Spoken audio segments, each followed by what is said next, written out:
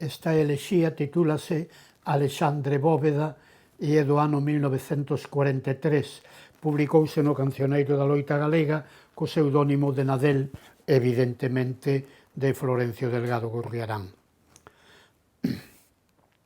Acesa luz dun malogrado abrente, Circio mestre de Circia mocedade, Siso, pulo, paixón, saber, bondade, corazón xeneroso, limpamente.